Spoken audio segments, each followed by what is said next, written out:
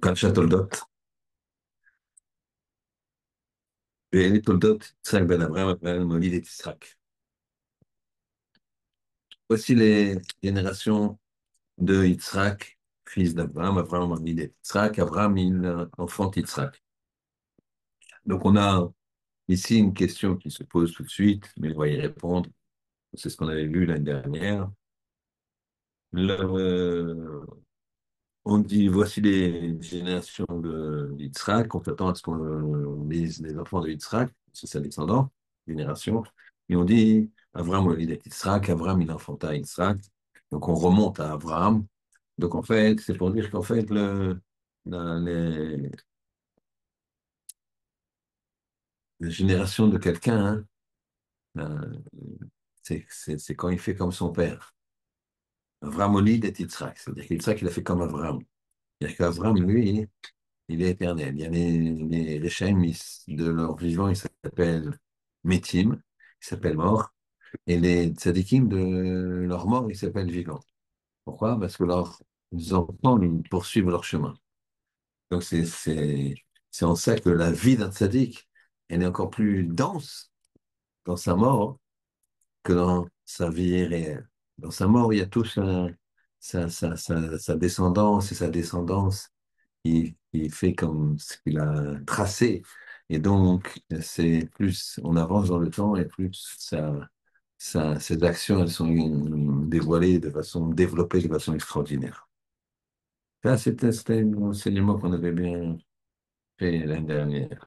L'année, on va aller sur un autre angle. Vaïbi Yitzhak ben 40 Shana, il avait 40 ans, Bekarto et Rivka. Il a marié Rivka, Bat Bethuel, la fille de Bethuel, Arami, l'araméen, Ipadan Aram, Achot Laham, Achot Lavan, la sœur de Lavan, Arami, l'araméen, l'Oleisha, il a pris comme femme. Pourquoi on répète tout ça? On sait très bien que Rivka, son père, c'est Bethuel. Pourquoi on précise Bat Bethuel, Arami?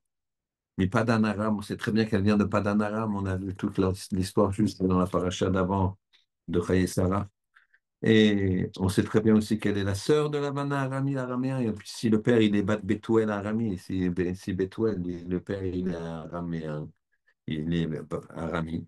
Alors Lavan, son fils, il est Arami. Pourquoi tu me le répètes?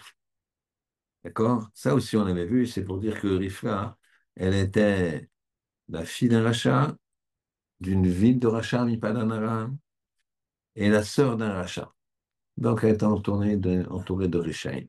Malgré ça, elle est devenue une tzaddik. Vayeter Yitzhak Lachem.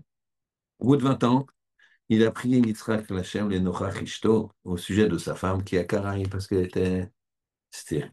Oui. Vayater, elle a prié aussi Rivka. Elle a prié aussi Rivka.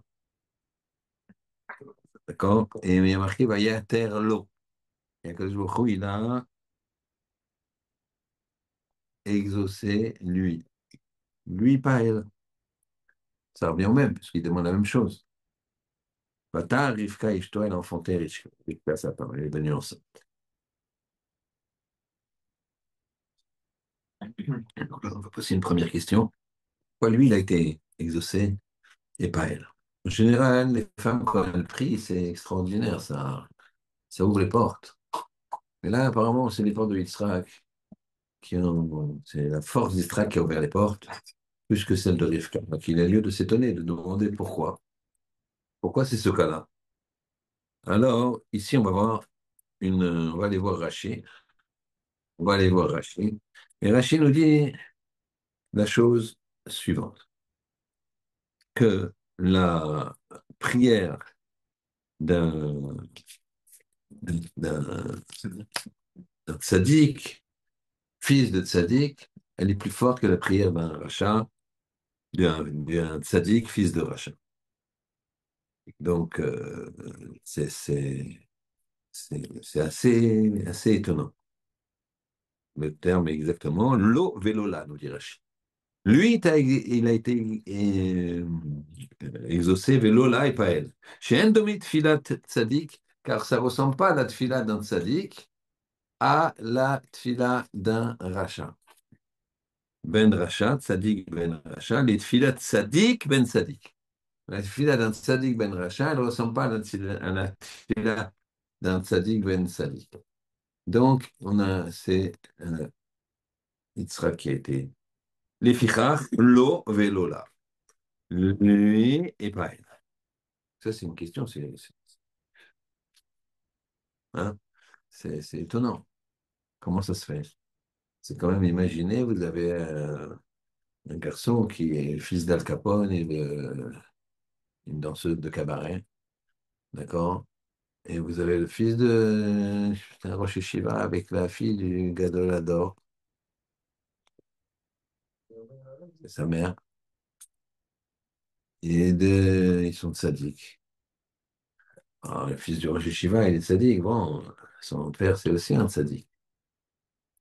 Et la fille, son père, c'est Al Capone.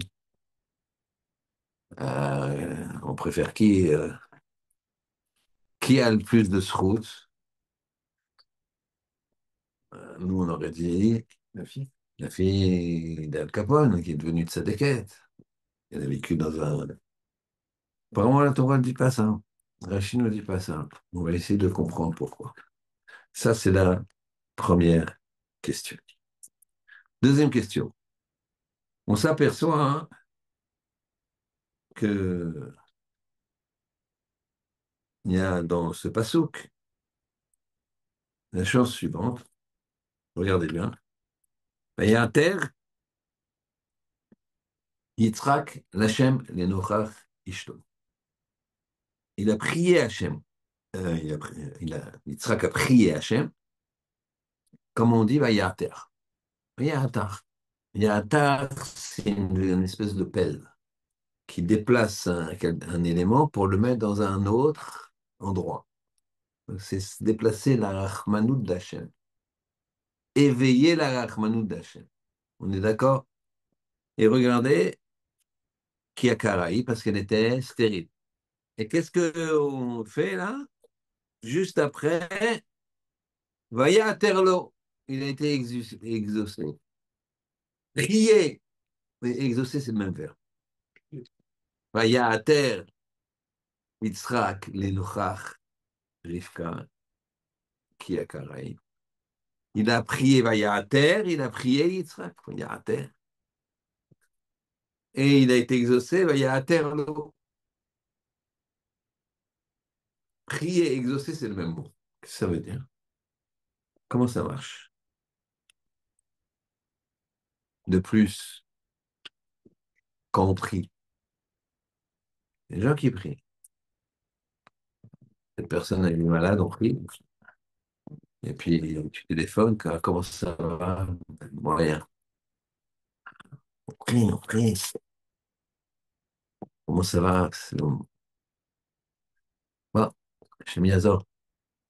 Au moment où je suis dedans, Maouda Yanemet. Il est parti. On a prié. On a fait Télim. Donc, on est toujours exaucé.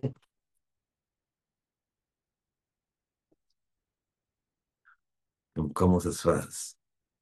Donc, prier et exaucer, c'est le même mot. Maintenant, on voit, nous, qu'on n'est toujours, pas toujours exaucé. Comment ça fait? Comment ça marche? Troisième question. Yitzhak, il n'y a pas beaucoup de psukim qui parlent de lui. Yitzhak, à Yaakov, il y a une tonne. Maintenant, Yoshev Walim, il va vendre le droit d'aînesse. Bon, il va faire. Après, toute cette paracha, on parle beaucoup de lui. Yitzhak à peine. Mais juste pour les brachot. Bon, c'est important les brachot. Mais c'est 30 psukim, 25 psukim. Avant, on a parlé un petit peu, mais il y a très peu de Yitzhak a fait, Yitzhak a dit, Yitzhak est parti, Yitzhak ceci, Yitzhak cela, rien. Avram, plein de détails, il est descendu, il est monté, il est descendu. Bon, Yitzhak un petit peu aussi, il y a une histoire avec Abimelech aussi. C'est très peu. Yaakov, Avram, c'est quoi? C'est 21. C'est pas. Et enfin, quatrième question.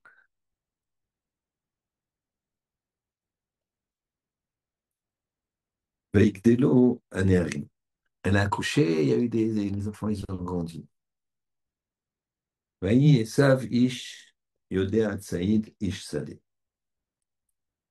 Esav, c'était un homme qui savait chasser, c'était un homme des champs. Yaakov Ishtam, Yaakov, c'est un homme simple. Yoshev Ohalim, qui était assis dans les toutes.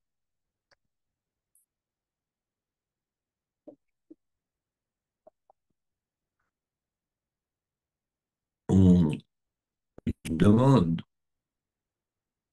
pourquoi on détaille le chemin de chacun. Tu veux dire qu'il y en a un qui est un tzaddik, un qui est un rachat. Pourquoi tu donnes tant de détails? Esav, c'était Ish Yodea Tsaïd, un homme qui savait sacher, un homme des champs. Yaakov, Ish, Tam, Yoshev, Ohalim. Pourquoi on détaille leurs chemins respectifs? Dit que l'un c'est un tzaddik, l'autre c'est un rachat. C'est très bien. Alors on reprend les questions.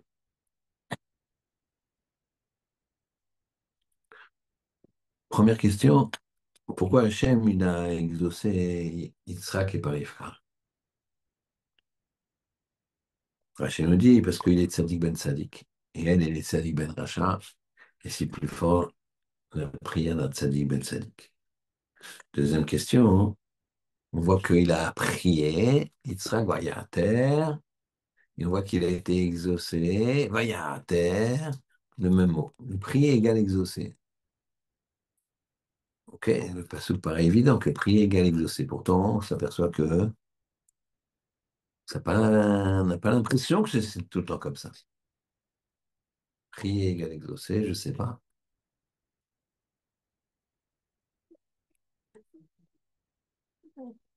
Troisième question. Pas beaucoup de psukim parlent de Yitzhak. Pourquoi? Très important, ça.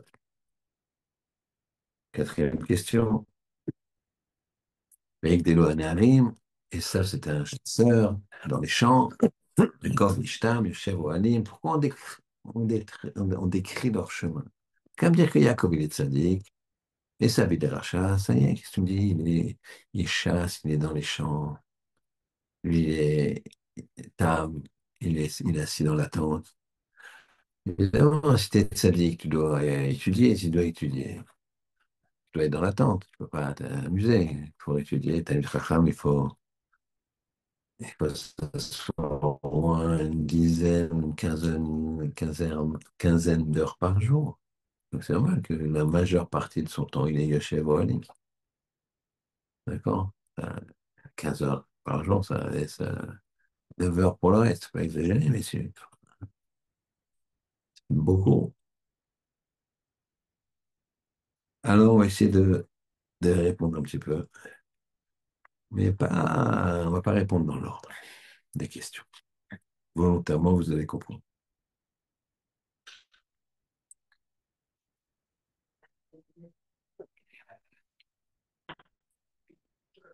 Première chose, Yitzhak, il n'y a pas beaucoup de psukim. Pourquoi? Alors, il faut savoir que dans la vie, on doit penser 3 fois par jour à Abraham, à Yitzhak et Yaakov. Il y a 3 tfilotes par jour. Et chaque tfila, ça donne sur une amida, qui est ce qui s'appelle tfila. Et l'amida, on dit Eloké Abraham, Eloké Yitzhak, Veloké Yaakov. Eloké Abraham, Eloké Yitzhak, Eloké Yaakov. Abraham, il a l'amida de Chesed. Abraham, il a l'amida de Chesed. C'est tout le Chesed. Il est malade. On a vu le paracha Vaïra. Vaïra, il est avec la Shrina Qu'est-ce qu'il fait?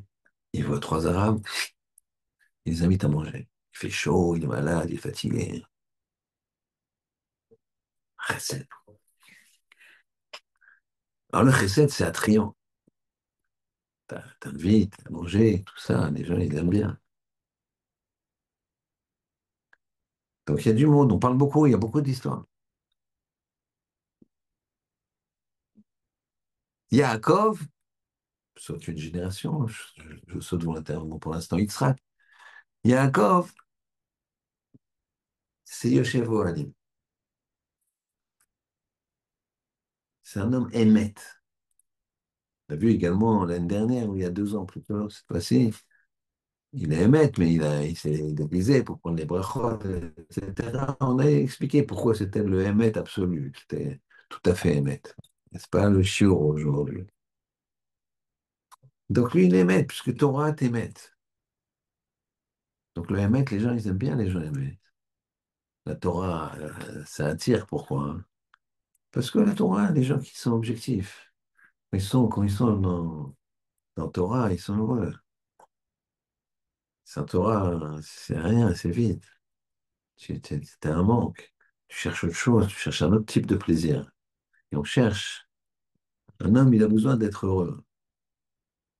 Il a besoin d'avoir du plaisir. Donc, c'est que ta recherche de plaisir, hein, si elle est matérielle, s'il n'y a pas de spiritualité, alors elle est amère, cette recherche de plaisir. Tu vois, tu prends les gens qui sont dans le matériel, prends je sais pas, les gens publics, les stars de je sais pas quoi, de cinéma, de chansons, de ce que vous voulez. Regarde quand ils ont 50 ans, 60 ans, ils ont l'air.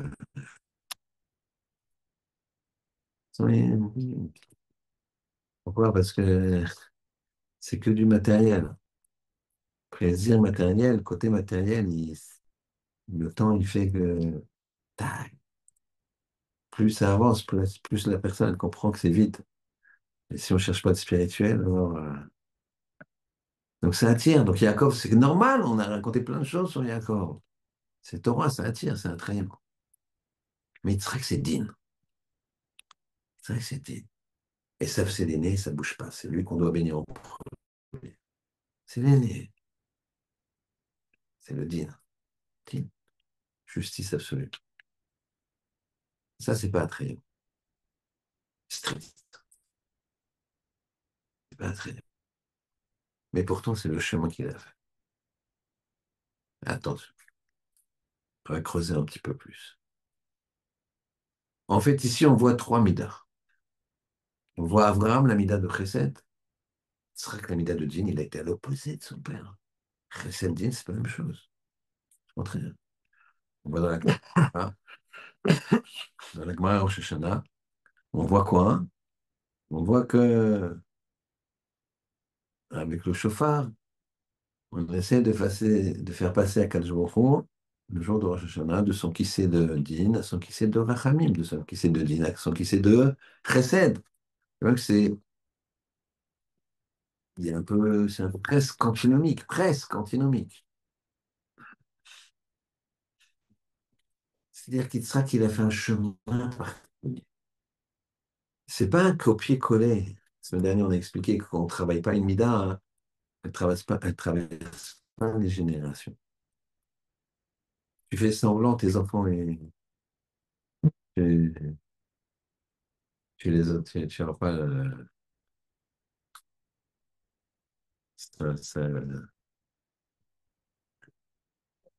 tu dis à tes enfants, faut être calme, pas les gens. Et puis, dès que ta femme, elle, ah, t'as cramé le poulet! L'enfant, il va crier. Même si à chaque fois que tu lui parles, tu lui dis, faut être calme. Ça ne marche pas, tu n'es pas travaillé. Si on se travaille en profondeur, ça passe. Travaille pas en profondeur, ça passe. La femme, il s'est travaillé en profondeur sur le Chesed. Et ben, Yitzhak, il a été éduqué comme ça. Chesed à tel point qu'il sait qu'il a failli être égorgé. Chesed, Hachem il me dit, ouais, c'est chesed. En même temps, c'est digne, parce que je me prie. En même temps, je donne ma vie, il n'y a pas plus chesed. En même temps, quelque part, c'est indigne, parce que je veux mourir. Donc, il a compris que il devait travailler sa spécificité. Et Yaakov, lui, il a fait une espèce de mix des deux, qui s'appelle Torah à fond. Donc, je sais pas, il s'assoit, il ne bouge pas. Il a aussi des bordes, et on dit plein de choses sur lui. Qu'est-ce qu'on voit ici? C'est que chacun, il a été chercher une mida, un trait de caractère, un niveau de proximité avec Hachem via un comportement poussé à l'extrême, mais pas de façon extrémiste, affiné à l'extrême. Et ça nous fait comprendre un petit peu comment faire. On va aller un petit peu plus loin en posant les autres questions. Surtout en y répondant. Donc ici, on voit qu'il y a un travail de mythe, un travail de traits de caractère spécifique à chacun, en fonction des facilités que j'ai et des difficultés que j'ai. Le mal, il dit la chose suivante, il dit, tu veux devenir quelqu'un, tu ne veux pas travailler sur tous les points. On est tous caractérisés par des dizaines de midotes, un petit peu coloré ou pas coloré, ou trop feignant, trop mou, travailleur, pas travailleur, vif, nerveux, tout ce que tu veux. Tu as plein de petits points. Le gars, le Maharal, il dit, regarde la mida, tu te regardes dans une glace, entre guillemets, je sais très bien ce que tu, ta faiblesse la plus grande, on va dire. Tu la connais. Tu sais très bien là où tu craques. D'accord? Tu sais bien là où tu craques. Tu sais bien la plus grosse faute que tu fais, tu la connais, tu sais très bien. Colère, paresse, d'accord? Etc., etc. Chacun, il a ça.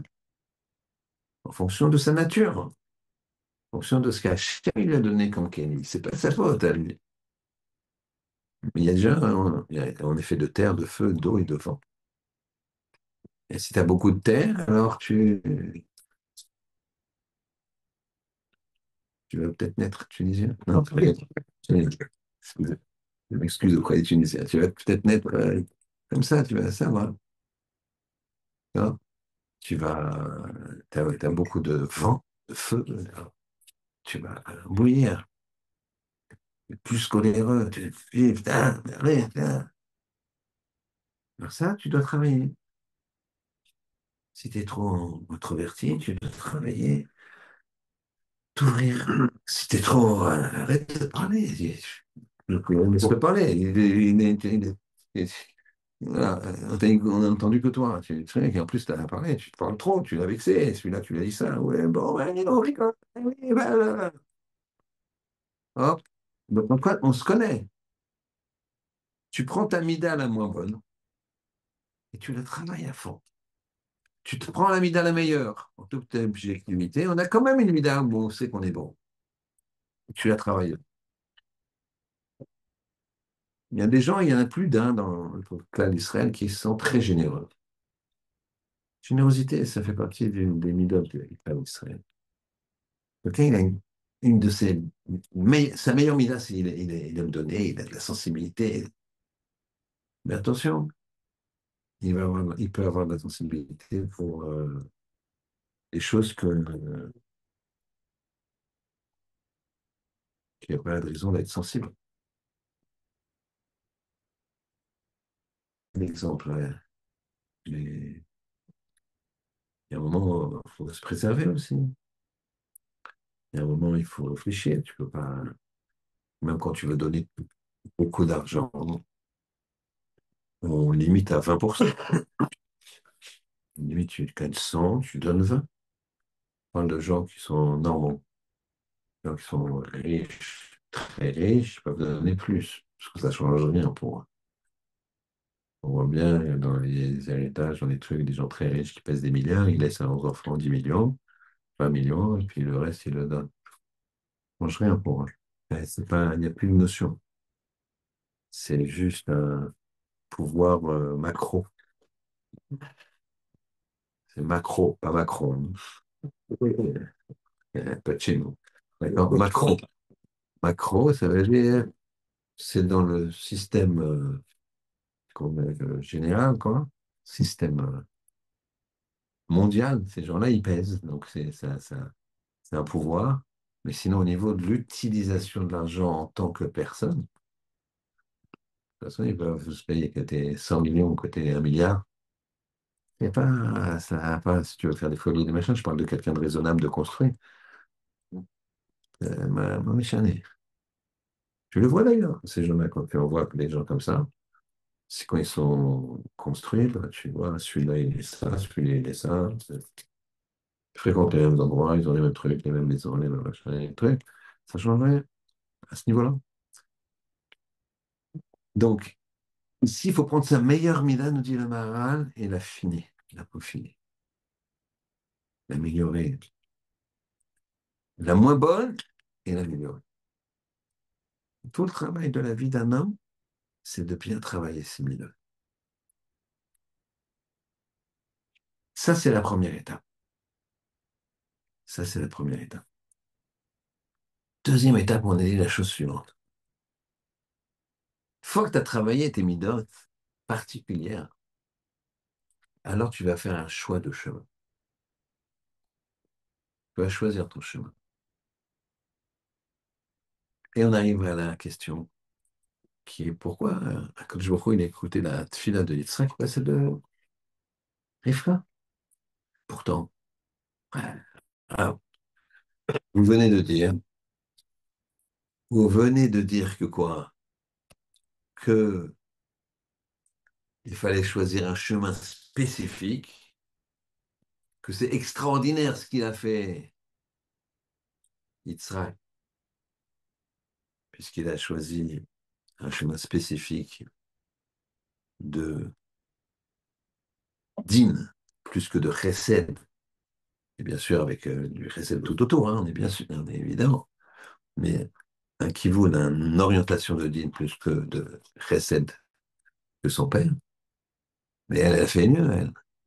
Rivka a choisi le chemin du Tov pour s'éloigner du chemin de Ra. Eh bien justement non. Lui, il est dans un dans un bon chemin, Yitzhak. C'est le fils d'Abraham, père des nations, Abraham, premier monothéiste de sa génération. Ils sont tous idolâtres. Lui, il se bat contre tout le monde, il n'a pas peur. Et il y arrive. Il fait des milliers de personnes. Il convertit des milliers de personnes.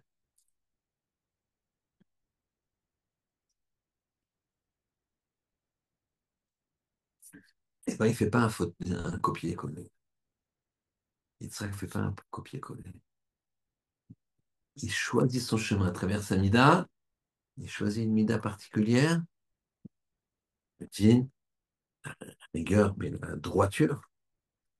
Il l'agrandit. Il a travaillé, il a peaufiné. Et il choisit son chemin. Ça, il a pris quelque chose dans le bon et il l'a rendu très bon. C'est beaucoup plus difficile que ce qu'elle a fait, Rivka. Elle a pris quelque chose dans le mauvais. Elle a dit dans le mauvais, il n'y a rien à prendre. Donc je pousse tout ça, et donc elle était dans le bon. Donc là, c'est comme si tu as un chemin. Tu sens qu'il va mener là où il faut. Mais c'est pas, tu fais pas l'effort qu'il faut. C'est pas, tu te bonifies pas tellement en prenant ce chemin. Et tu vas chercher un autre chemin, mais tu es déjà dans le, non, t'es déjà dans le, bah non. Comment tu vas te casser la tête à trouver un autre chemin? C'est ce qu'il a fait, ça. Il est dans le chesed, il est vraiment, il lui montre. Il dit, oui, mais moi, c'est pas mon travail, ça. Mon travail, c'est différent. Mon travail, ce sera justement de moi qui suis né dans du rouleau recette, il faut que je le redresse pour aller vers quelque chose de plus strict. Elle le dit. Rivka, ça sent mauvais là où elle est. Si quelqu'un il est déjà dans une parfumerie, il va choisir un parfum encore plus fin, ou spécifique. Aussi fin que l'autre, mais différent, plus piquant, plus avec des épices, d'accord, je sais pas quoi. Je mélange un peu les parfums. Et bon, c'est Shabbat bientôt, donc. Et c'est ça la spécificité. C'est pour ça que l'effort de Yitzhak, sadique, fils de sadique, c'est extrêmement difficile. C'est pas un copier-coller de son père. Pour être sadique, fils de sadique, c'est quoi l'autre sadique? C'est celui qui va au-delà. Donc il est au-delà de son père. Pas plus haut que son père, mais différent. Donc lui, il est sadique malgré que son père soit sadique. C'est ça. On ne parle pas ici, Shomer Shabbat, Shomer Mitzvot, etc. On ne parle pas de ça. On parle d'un raffinement de haut niveau. Malgré que son père il lui a montré un chemin, donc se raffiner, il n'a plus qu'à suivre. Tu as un chemin, ça sent bon, suis. Non, tu vas faire ton chemin avec ta spécificité. Ça, c'est extraordinairement difficile. C'est pour ça que cette fille-là, elle a entendu plus que celle de sa femme.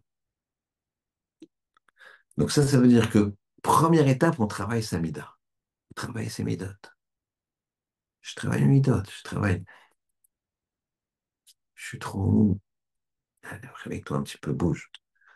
Je suis trop vif dans mon relationnel. Je suis pas agréable, je crie. Ou alors au contraire, et c'est souvent le cas, des fois les gens très calmes.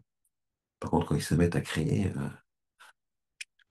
très paradoxal. Tu ne peux pas le croire des fois. Parfois, je fais des shalom bayit comme ça. La femme ou l'homme, il me dit, mais est-ce qu'il crie? Et je dis, c'est pas possible, je l'entends à peine là, quand il parle, je l'entends à peine. Mais je sais que c'est comme ça. Les gens calment, tout d'un coup, quand il y a quelque chose qui ne maîtrise pas, mais c'est pas systématique. Mais donc, alors, travaille ça, travaille. Sois moins calme comme ça. Et par contre, quand tu ne cries pas, d'accord? Il faut faire très, très attention. C'est les midotes, Donc, première étape, tu travailles tes midotes. Abraham, Yitzhak, Yaakov, ils ont travaillé leurs midotes, chacun spécifiquement. Yaakov, encore pareil. Yaakov, lui, il a fait un mix des deux, si on peut oser s'exprimer ainsi. C'est pas moi, c'est les maîtres qui disent ça. Il a pris le chesed, il a pris le din, il a pris comme ça, il dit, mais la Torah, alors, moi, je bouge pas de la Torah. La perfection, c'est la Torah, donc je bouge pas, je m'assois et j'étudie. Et comme ça roule, là. Donc, chacun, il a fait ça. Midot, et après, il trace un chemin particulier en fonction de sa mida. C'est pas que je travaille ma mida et puis je fais mon train-train. Ça marche pas. Si tu travailles une mida, tu dois voir que tu changes. Quelqu'un, il travaille, par exemple, c'est un rêveur. Donc, cette fille-là, la Hamida, waouh. Par contre, que quelqu'un est en train de faire cette fille-là et tout, et du coup, il met la main dans sa poche, il sort son passeport, comme ça, il fait comme ça, puis il remet son passeport, puis il y a quelqu'un qui dit, tu sais ce que tu as fait pendant le film, là? Mais t'es comme ça, t'es tellement, je sais pas, tellement concentré, ou je sais pas, t'as sorti ce que t'avais dans la poche, t'as fait ça. Et non, j'ai réfléchi, où est-ce que je voulais aller en vacances? Je me dis, ah, j'irais bien aux États-Unis. Bon, aux États-Unis, attention, il faut sortir le passeport parce qu'ils rigolent pas, donc j'ai sorti mon passeport. Je me voyais déjà à la douane. Quelqu'un qui décide de se concentrer dans la fila, alors il faut qu'il s'investisse là-dedans. L'esprit qui part, l'esprit rêveur, c'est un plus parce qu'il imagine, il est spontané, l'esprit part vite. Alors là, il doit se bloquer, il doit se travailler, se concentrer. de travailler la mida pour trouver un chemin. Troisième étape, puisqu'on parlait de Avoda, hein, c'est prier. Parce que finalement, nous, on peut avoir une volonté d'aller quelque part. Mais on peut rien faire si le Rimbono Shel n'est pas décidé en face. C'est Kadosh Baruch Hu en homme milvado. La preuve, c'est que je lève le doigt. Si le monde ne lui veut pas, je ne peux plus le lever. Par contre, tu as le droit de prier. Et prier, on a dit, c'est être exaucé. On va essayer de comprendre. Il y a une idée qu'on n'a jamais, en tout cas personnellement, j'avais jamais bien compris. Hachem, il aime la prière des tzadikim. Donc, toutes les femmes, nos mères, elles étaient stériles. Rachel, stérile. On va remonter. Sarah, stérile. Rivka, on le voit cette semaine, stérile. La semaine prochaine, on verra Rachel, stérile. Carrément, ils n'ont pas de matrice. C'est- dès le plus jeune âge, elles savent que, voilà, comme on dit en yiddish. D'accord? Rien, elles peuvent faire. Donc, pourquoi Hachem fait ça? Pour finalement leur donner. Parce qu'il aime la fidélité. C'est compliqué. Hachem, il aime vous faire souffrir. Il est chesed, Hachem. Odou Hachem, Kitov, le Tov, on nous dit c'est l'avenir. L'avenir, c'est. Et qu'il est Olam Chasdo, il est chesed. Chesed, c'est pas te priver de choses. Pas que tu verses des larmes. Et, ouais,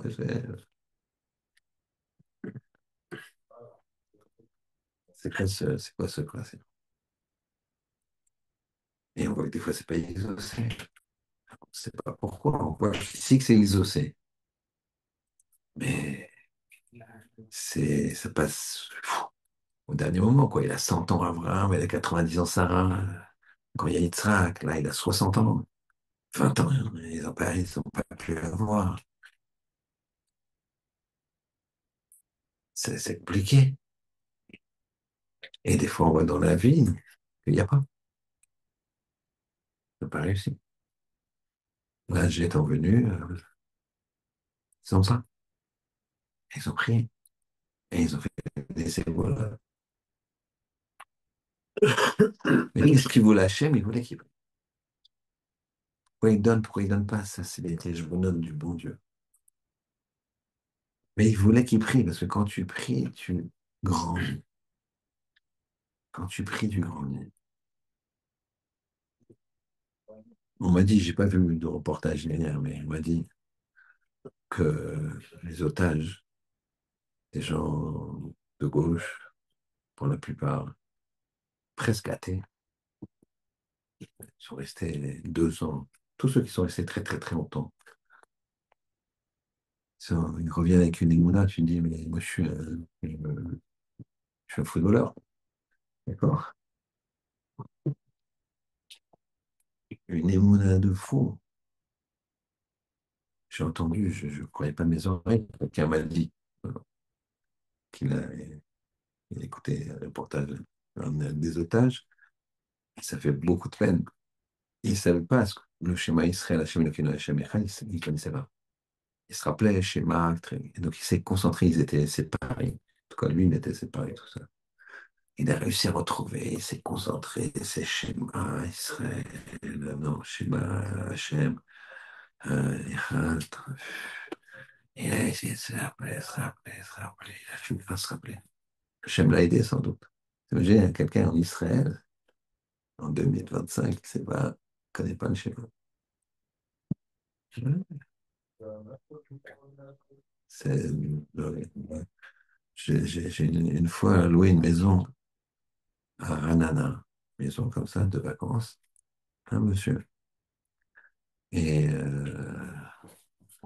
quand je suis venu louer la maison, alors on a discuté un petit peu. Et il était pas du tout religieux, mais Et il m'a dit qu'avant, il habitait Ramat Aviv, c'est un endroit, enfin, dans un endroit où Ramat Sharon, un endroit qui est vraiment, il n'y a pas de chaud là-bas. Et il m'a dit qu'un jour, sa fille, elle est venue, elle avait 6 ans, 6 ans ou 7 ans. Alors lui, il allait très vite. Il n'allait pas du tout à la choule, mais il allait à Kippour vite fait, quoi. Et c'était pas une institution qu'il y avait à la maison, donc sa fille, elle, et ce jour, sa fille, elle a grandi qu'à 5 6 ans, 6 ans, 7 ans, je sais pas. Et elle lui a dit, Papa, j'aimerais bien que tu fasses du vélo avec moi le Yom HaOfnaï, le jour des vélos. Le jour des vélos. Je lui dis, c'est quoi le jour des vélos, ma fille? Il dit, papa, c'est le jour où il n'y a pas de voiture, toutes les voitures s'arrêtent, et donc on peut faire du vélo. C'est quoi ça fait alors ton emploi du temps, quoi, ton carnet Il a regardé, il a vu le jour des vélos, il a vu la date. C'est quoi ce jour des vélos? Et il n'est pas tout à fait idiot, il s'est dit, vélo, tout est fermé.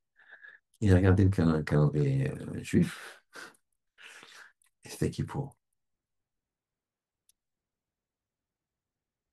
C'est-à-dire que sa fille, elle ne connaissait pas qui pour. Bien sûr, il était pour beaucoup, lui. Lui, il m'a dit qu'il était pour beaucoup, parce que moi, je qui pour, bon, j'allais le soir, après, j'allais là, ma femme, si elle dort, elle dort. Les enfants, ils sont petits, voilà, je sais pas, il a l'habitude de les amener, ils sont tout petits maintenant, elle avait 6 7 ans, je ne l'ai toujours pas amené, ouais, je ou l'autre. Mais là, quand elle vient, elle me dit qui pour, c'est le jour des vélos, elle ne sait pas ce que c'est qui pour. Donc, t'as des gens, ils ne savent pas ce que c'est qui pour. C'est Yom HaOfnaim. Ils ne savent pas faire Shema Israël. Ben, cette personne-là, elle dit, il a fait Shema Israël tout pendant 2 ans. Dès que je tombais, moralement, physiquement, psychologiquement,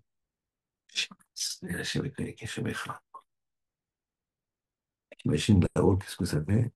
Nous, on fait Shema Israël, Shema Kenou, j'espère qu'elle a fait des côtes d'agneau. D'accord? C'est- La tfila, elle te change. C'est pour ça que tu es exaucé. Parce que pourquoi il t'exauce la chaîne? Pour que tu te changes.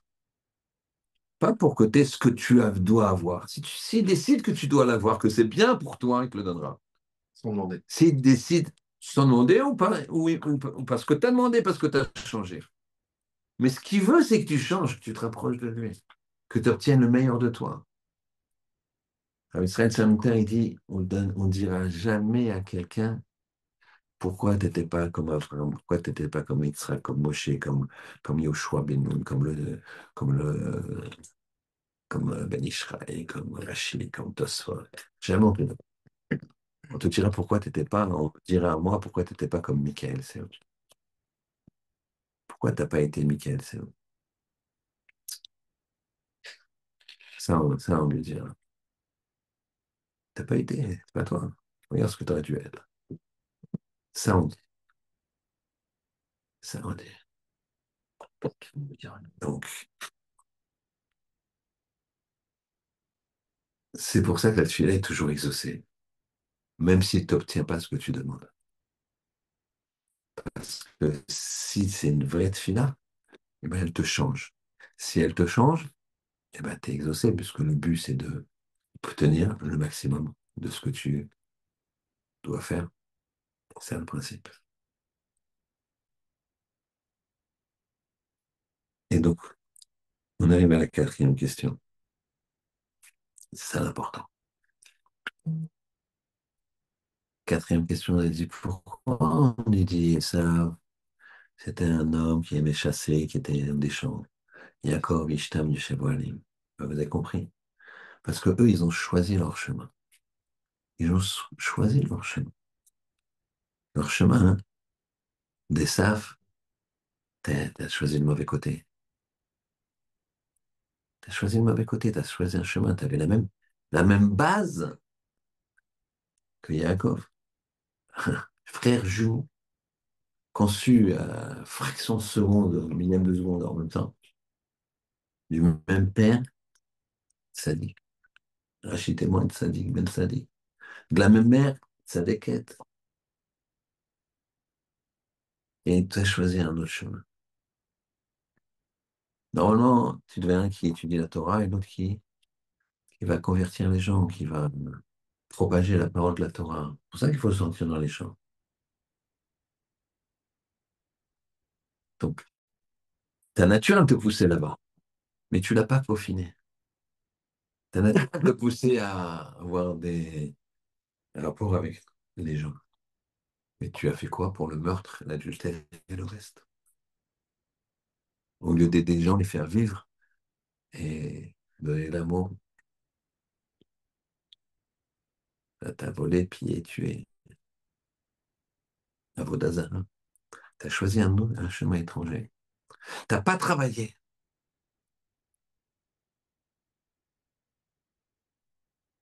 Tu as choisi le mauvais chemin. Parce qu'il n'a pas travaillé ses midotes. Tu travailles ta mida et après tu choisis ton chemin. Et comme il a travaillé sa mida, il a pris, et qu'est-ce qu'on voit à la fin de la semaine dernière? Il a pris, Avram, il a inventé, entre guillemets, la tfila du matin. Vayeshkem Avram Baboker, d'accord? Et Yitzhak, c'est quoi? Il a prié, il a fait mincha. Il a marqué, quand il est venu à Rivka, Yitzhak, il est sorti dans les champs, la soif de Sadou, pour prier. Vayetze Yitzhak, la soir, Basadé, l'ifnot Erev, vers le Erev, vers la soirée. Mincha Gedola, Mincha Ketana, Mincha Ketana, vers le soir. Il est sorti prier. La tfila, elle marche. Rav Eliashiv, qui était le beau-père de Raphaël Kanievski, que tout le monde connaît, Rav Eliashiv, un grand possèque halacha. Rav qui n'est pas un Rav qui raconte des histoires. Tous ces drachotes, c'est des responsables, des questions, réponses de halacha, des choses très haut niveau. À la fin de sa vie, il était âgé. Il a vécu 100 ans, 104 ans. Il donnait un chiot, il était fatigué. Et moi, il avait toujours sa veste, son frac, quoi, sa veste, manteau d'eau. Il ferme son manteau, il s'habille comme ça, bien. En plein milieu du chiot, il se demande ce qu'il fait. Il met son chapeau, il se lève. Et Shamash derrière, ils sont là, et je suis âgé, il fait signe que ça va. Il s'appuie comme ça, il est debout, il s'appuie. Et je vais vous raconter une histoire.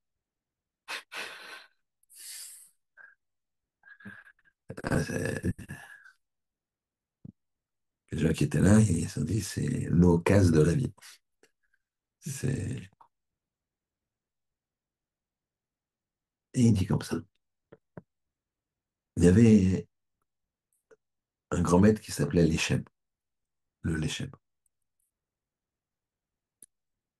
C'était un grand kabbaliste en Russie. Et il avait une fille. Et il a cherché un grand Talmid Racham pour sa fille, il l'a trouvé. Et il y a eu le mariage. Et puis, tout le monde s'est retrouvé à étudier. Évidemment, après le mariage, au bout de 2, 3 ans, sa fille, elle le voit, elle lui dit, Papa, qu'est-ce que ma fille? T'as l'air triste. Et ouais,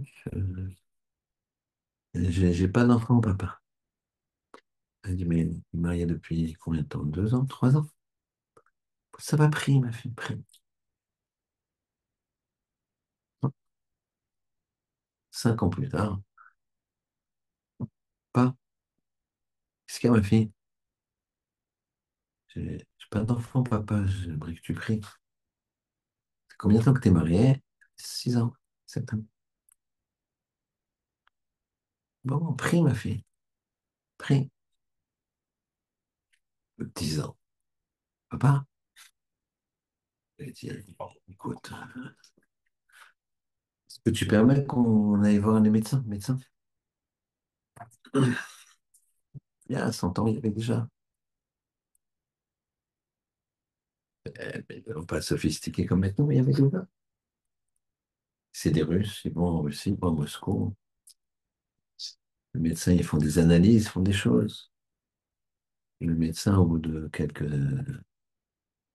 jours, semaines, il leur dit, de mon côté, c'est impossible que vous ayez d'enfant. Il y a un médecin en Suisse qui s'appelle Intel. C'est un grand professeur. Il travaille différemment que moi.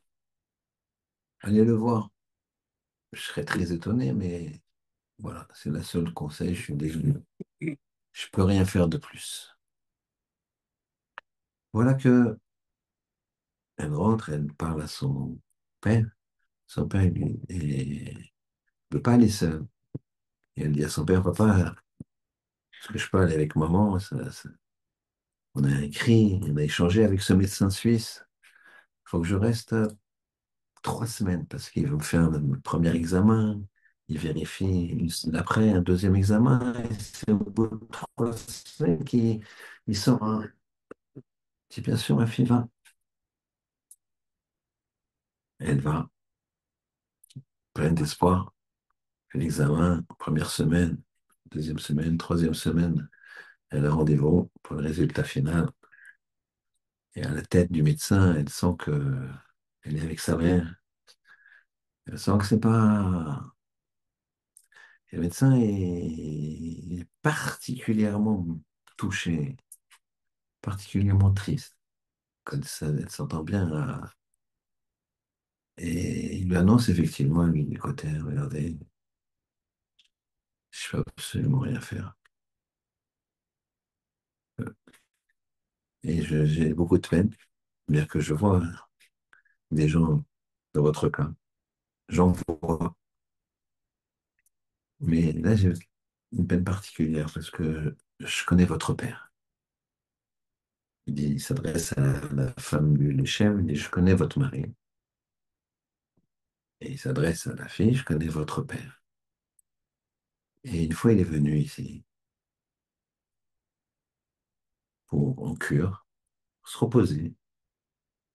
Et mon père était mourant. Il est venu, c'était un juif, ce médecin. Il est venu. Comme il était de passage, les gens lui ont dit, est-ce que vous pouvez aller chevet de. Et il a fait des brachot, il a fait des choses, il nous a donné des conseils. Et mon père a guéri et a vécu encore plusieurs années. Ça fait des longues années. Et il se rappelait peut-être plus que c'était moi. En tout cas, j'aurais tellement voulu lui rendre. Et je ne peux pas, donc je suis. Voilà. Vous avez la tefila, vous avez la prière. Il rentre, elle est brisée. Il rentre. La semaine passe. Et le Nechem, un jour, quand ils sont rentrés, elles ont été floues, la mère et la fille. Oui, les examens, sans mentir, ils n'ont pas donné les résultats. Mais ils n'ont pas menti non plus, mais ils n'ont pas donné les résultats. Vous voyez pas que ça perturbe le Lechem dans cette filote et dans ses cavanotes et dans sa Kabbalah.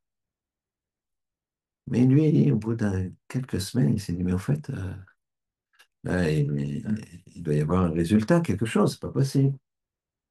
C'est le travail, met son manteau, jour de neige. Il va chez son gendre. À l'époque, les gens, ils étudiaient chez eux souvent. Frappe à la porte, son gendre lui ouvre, il étudiait effectivement, normal. Et il lui dit, bonjour, ça va? Oui, oui, ma fille, je peux lui parler? Elle lui dit, ma femme, je sais pas, tous les matins, elle sort 2 heures. Elle dit, qu'est-ce qu'elle fait? Je sais pas. Bah, c'est pas possible. pas. Il sort, il va vers la ville, il rencontre une personne, il dit, écoute, t'as pas vu ma fille?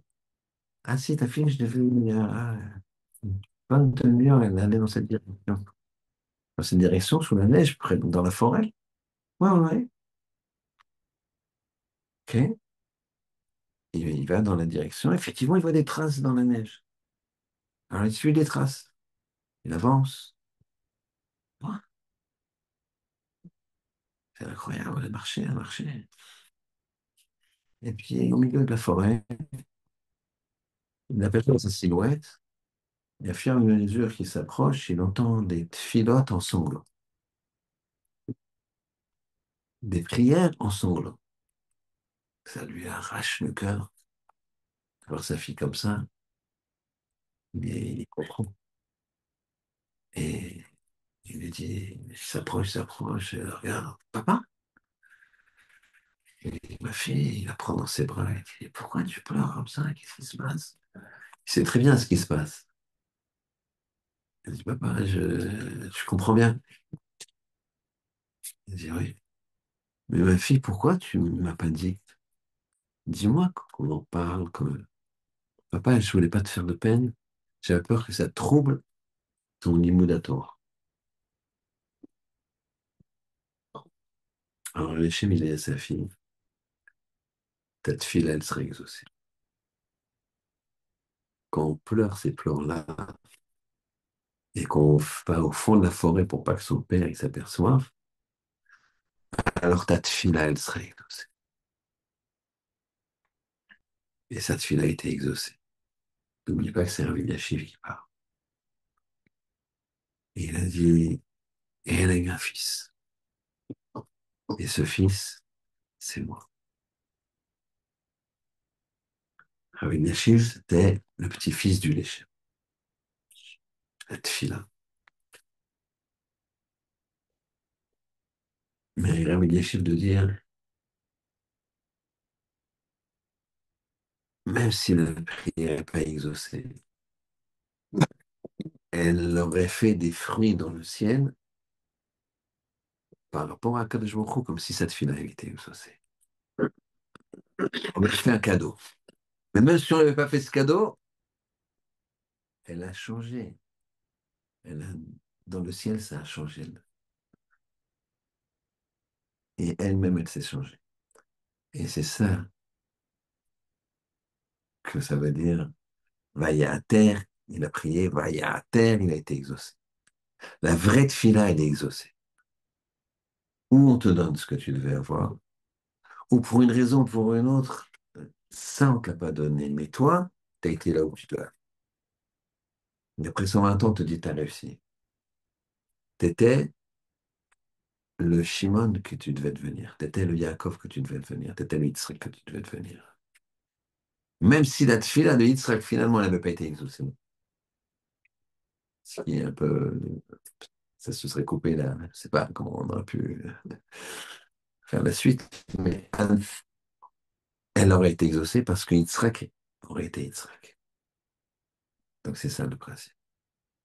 Quand Baruch fasse qu'on travaille nos midotes, qu'il fasse qu'on trouve le bon chemin, qu'on prie, qu'on soit exaucé et que Tate et notre Père, il nous donne aussi des choses pour lesquelles on prie, si ça doit le servir, ça doit le servir encore plus. Shabbat Shalom.